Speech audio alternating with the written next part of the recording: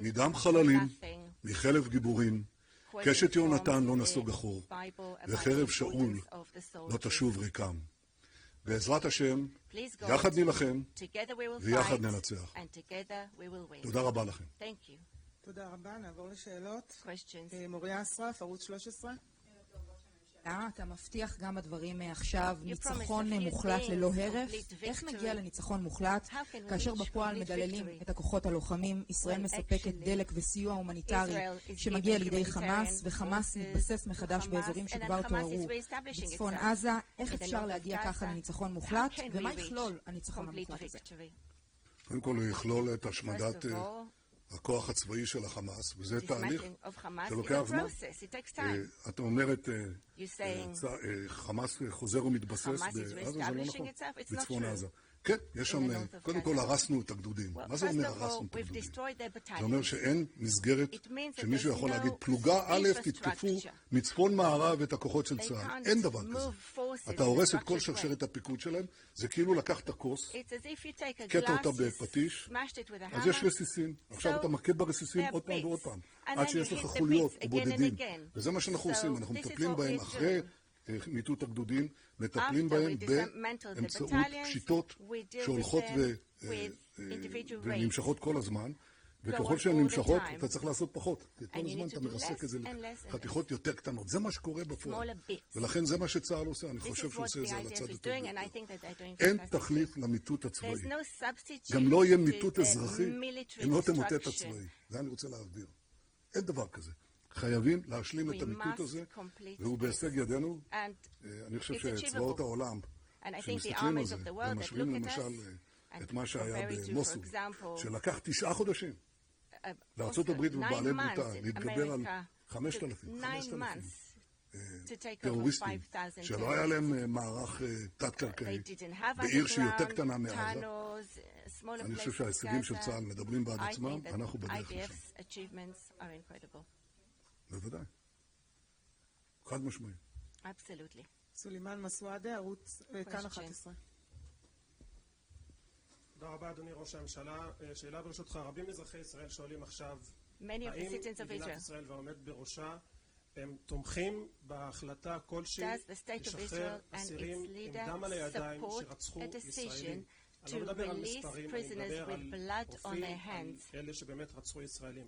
מה עמדתך בעניין הזה? טוב, אנחנו לא התחייבנו לשום דבר. אנחנו גם לא התחייבנו על המפתחות המטורפים האלה שהחמאס מדבר עליהם, ולא על אופי המחבלים, לא על המספר המנופח, והמרצחים וכל השאר, כולל דם על הידיים. אין התחייבות כלום. יש, אמור להיות איזשהו תהליך של משא ומתן דרך מתווכים, אבל כרגע לפי מה שאני רואה מהתגובה של החמאס, אין לשם. עופר חדד, חדשות 12. ערב טוב, אדוני ראש הממשלה. החלטת השבוע להגביר את קצב כניסת המשאיות לעזה, רק אתמול 200 משאיות בממשלה, התנגדות רחבה מבן גביר עד בני גנץ. האם לאור תשובת חמאס לא הגיע הזמן, כמו שהציע גנץ, לצמצם או להפסיק את הסיוע ההומניטרי? האם אתה שותף לביקורת של שרים מתוך הממשלה על המשטרה שאוכפת את ההחלטה שלכם? קודם כל לא החלטתי להגביר את מספר, לא יודע מאיפה זה בא, להגביר את מספר המשאיות, זה לא נכון. לא יודע מאיפה זה בא, אבל זה פייק ניוז שקשה להילחם בנחשול הזה, כל הזמן מופיע. חוזרים על דברים שאינם נכונים, זה לא הופך אותם לנכון. מנגד, אני מבין את הכאב של משפחות חללים, משפחות חטופים ואחרים, אבל הסיוע המינימלי שהתחייבנו עליו, הוא תנאי חשוב להמשך הלחימה, כי אם יש שם קריסה הומניטרית רבתי, אנחנו לא נוכל להמשיך במלחמה. אבל קורה דבר אחר, שכן חשוב לטפל בו, ואני חושב שאנשים מדגישים את זה, ובצדק. לפי אחד מגורמי הביטחון שלנו, הערכה היא שעד 60% מהסיוע ההומניטרי נלקח על ידי חמאס. ובזמנו הנשיא ביידן אמר שאם הדבר הזה יקרה, צריך להפסיק את זה. גם אנחנו אמרנו את זה. ולכן אני הנחיתי את צה"ל ואת מערכת הביטחון להביא פתרונות שימנעו את הדבר הזה, ויצמצמו אותו עד למינימום האפשרי. ואני מקבל את ההמלצות האלה בימים הקרובים. של מה? הביקורת על זה שהמשטרה מונעת את ההפרעה למשאיות הסיוע? לא, המשטרה עושה את מה שמטילים עליה. אני חושב שהביקורת הייתה על היעדר אכיפה שוויונית במקומות אחרים שחוסמים צירים. מוטי קסטל, ערוץ 14. סליחה, שהיא לא פועלת באותן אמות מידה במקומות אחרים שחוסמים צירים. זו הייתה הביקורת. ערב טוב, אדוני ראש הממשלה. השר איזנקוט מדבר על עסקה בכל מחיר. גנץ מדבר על שלטון פלסטיני ברצועה ומשתלח בך בכל הזדמנות. ובשריו לא מגיעים לישיבות הממשלה, נראה באופן כללי שהוא פונה את התיק למה לצאת החוצה. האם לא נכון לשנות את ההרכב הנוכחי ולהכניס לקבינט המלחמה את אביגדור ליברמן? בית, אני הייתי הראשון שתמכתי ופעלתי לעשות ממשלת חירום, ממשלת אחדות למען המלחמה. אני חושב שהוכחתי את זה ואני עושה את זה עד היום. אני חושב שחשוב להמשיך בזה, אבל אני חושב שאם מדברים על אחדות, אז צריך לפעול לאחדות. ואי אפשר לדבר על אחדות ולנגח ולבקר ולפלג בכל הזדמנות שלי. צריך אחדות אמיתית. זה מה שנדרש כרגע, ואני מקווה שכך ינהגו כולם, כי זה מסוים. אנחנו צריכים את זה כדי להשיג דבר אחד מרכזי. אני לא רוצה להגיד כפסע, אבל אנחנו מתקדמים צעד אחר צעד לניצחון מוחלט. וזה מחייב אחדות מקסימלית. זה מה שנעשה. הוא צא לו, הוא אמר שהוא בא, ואחר כך הוא החליט שהוא לא בא, ומעמיד תנאים ולא מעמיד תנאים. אתה יודע יפה מאוד שאם זה היה פשוט כל כך, הוא כבר היה נכנס. כנראה שהוא לא כך מעוניין. מרדכי אלפרין, כל חי. ערב טוב, אדוני ראש הממשלה. אחרי שטורקיה וירדן תקפו אותנו בחריפות, ממצרים אנחנו כבר שומעים איומים על סיכון ההסכם בין המדינות בגלל רפיח, וערב הסעודית בכלל אומרת שלא תהיה נורמליזציה בלי מדינה פלסטינית. האם למעשה אתה מוטרד מהדברים האלה, ואיך יראו יחסי ישראל ומדינות ערב בעתיד אחרי המלחמה? הם יראו טוב אם ננצח, הם יראו רע אם לא ננצח. צריך להבין את זה. כולם יושבים היום ביציע. כולם. אויבינו, ידידינו, המדינות הניטרליות, כולם מסתכלים, רוצים לדעת מי הולך לנצח. ישראל או חמאס, אם תרצה, ישראל בגיבוי של ארצות הברית מול ציר הרשע של איראן, עם החות'ים, החיזבאללה, חמאס, שלושת החטים ואחרים. מי נצח? והמבחן הזה מתמקד בעזה, ולכן כל הדיבורים, כל אחד בא עם ההצהרות שלו והאמירות שלו, בסוף המבחן האמיתי היא לנצח. ואני מחויב ודוחף בכל הכוח להביא לניצחון הזה, והניצחון הזה מחייב את שלושת הדברים שאמרתי, ריסוק כל הגדודים. אתה לא יכול לדבר על ניצחון ולהשאיר איזה 6 גדודים באיזשהו מקום. אז מה, חמאס חוסל, יש לו 6 גדודים, זה לא בא בחשבון, יש לו גדוד אחד. זה חייב להיות ריסוק הגדודים, חייב להיות המשך טיהור השטח, טיפול ברסיסים כמו שאמרתי, וצריך להיות גם כמובן התנאי השלישי של טיהור תת הקרקע. זה מה שאנחנו עושים.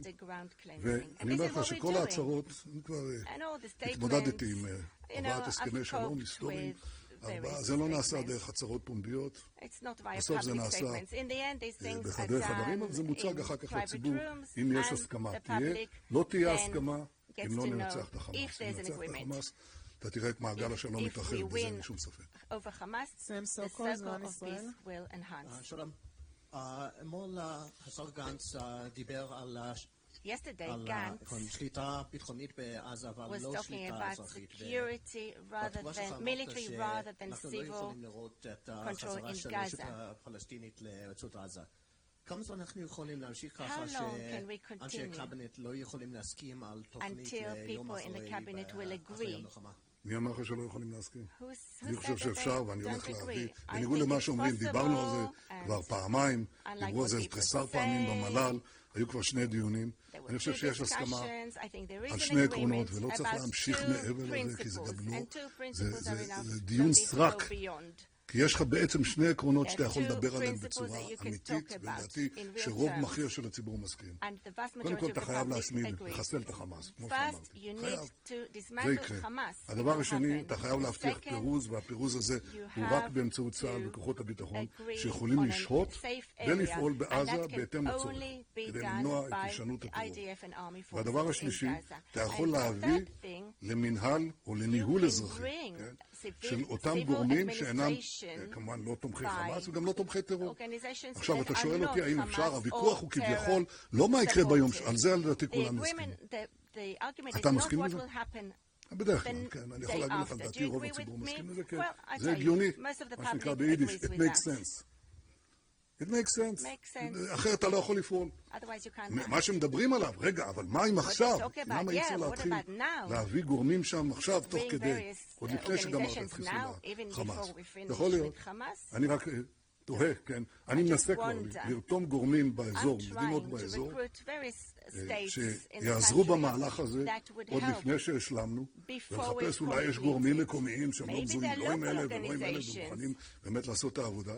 ואתה שואל אותי, אפשר לעשות, אנחנו מנסים, אבל האם זה יצליח, האם באופן משמעותי, כל עוד אנשים חושבים שאנחנו לא מחויבים למה שאמר, לחיסול מוחלט, ושהם לא רואים את זה בעין, או שזה כבר מתבצע, יכול להיות מצב, בהחלט יכול להיות לך מצב, שהם מפחדים פשוט להתייצב, כי הם יקבלו כדור בראש.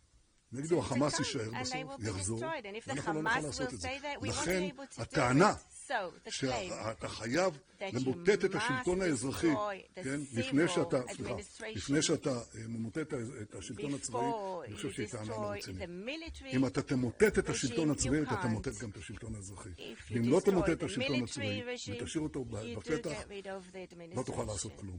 לכן צריך להתקדם במלוא המהירות, אבל במלוא הזהירות והאחריות, את המשך מיטוט החמאס מבחינה צבאית, וזה אומר שאין חלק מהרצועה שישאר חסין לצה"ל. זאת ההנחיה שנתתי. שהקבינט נתן.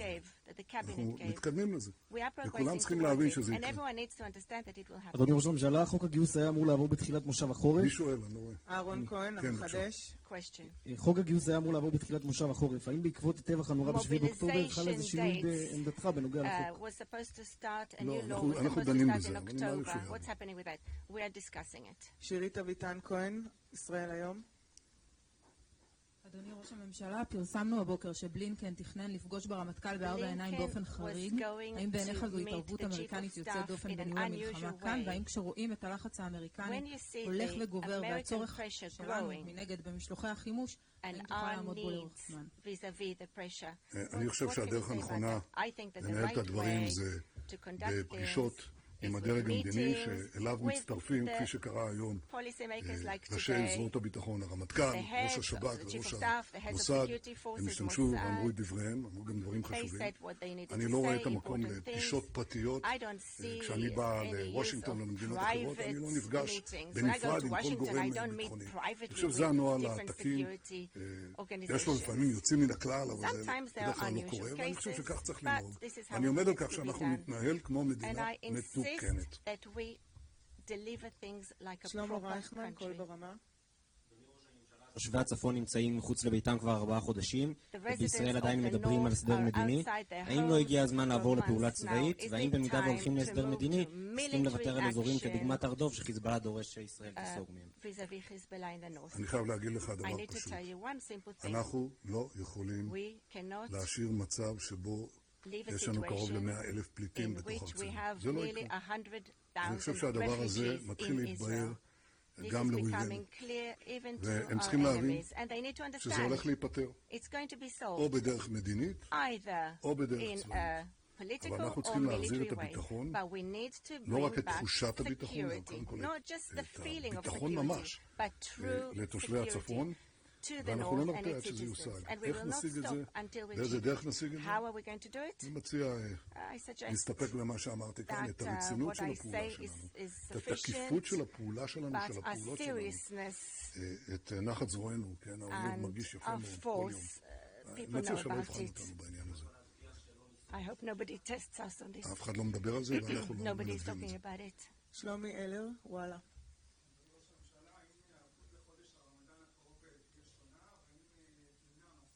מר בן גביר לעלות להר הבית בחודש זה. ושאלה נוספת ברשותך, מה דעתך לגבי הסנקציות האמריקניות על 4 המתיישבים?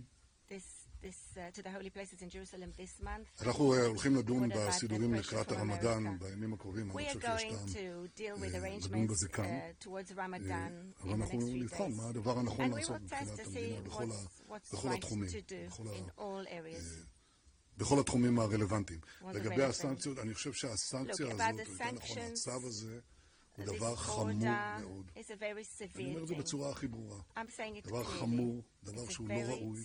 הוא פוגע בציבור שלם, ציבור של מתיישבים שהם שומרי חוק, שהבנים שלהם נלחמים, ורבים מהם נופלים בקרב על חיסול החמאס, שזה אינטרס שלנו, של כל העולם החופשי. ממש גיבורים.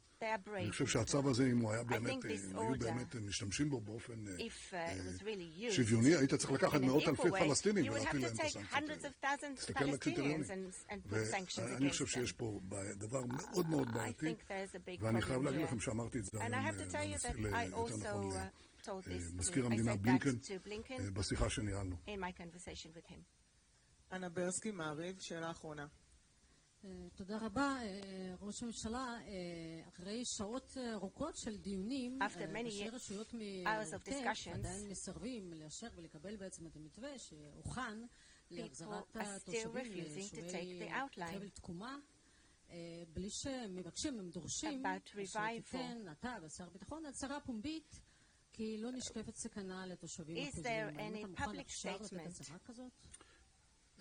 קודם כל, אני פעלתי, וגם יחד עם חבריי, להביא מתווה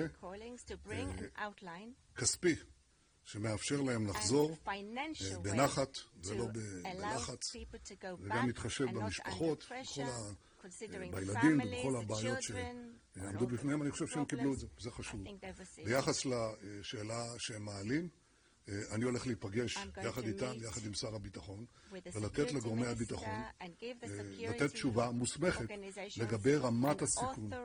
רמת הסיכון. להגיד אפס סיכון, אני לא מכיר דבר כזה במקום כלשהו במדינת ישראל, אבל אין ספק שרמת הסיכון ירדה באופן משמעותי, ואת הפרטים על כך ימסרו כמובן גורמי הביטחון.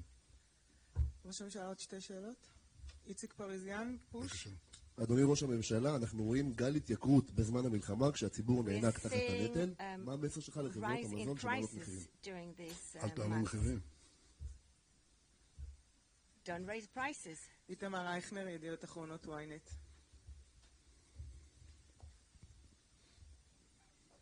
אדוני ראש הממשלה, לא הבנתי בעצם מה התשובה של ישראל לחמאס. האם אנחנו בעצם אמרנו להם לא? שאלה קטנה, לא שאלה... מה, על מה שהם העבירו? ממה שאני ראיתי עד עכשיו? גם אתה היית אומר לא. אפילו אתה. האם אתה עדיין עונד את דיסקית החטופים? כי הראית אותה ב-16 בדצמבר, ותהיתי אם אתה עדיין עונד אותה. החלפתי חולצה. אתה לא הזמנת את השאלה הזאת, נכון? אני גם לא ביקשתי אותה. היא לא משה ממני. בדרך כלל צווארי, לפעמים אני מוריד אותה, אבל היא כל הזמן איתי. למה חשבת שאתה תשאל שאלה כזאת? תודה רבה. תודה רבה.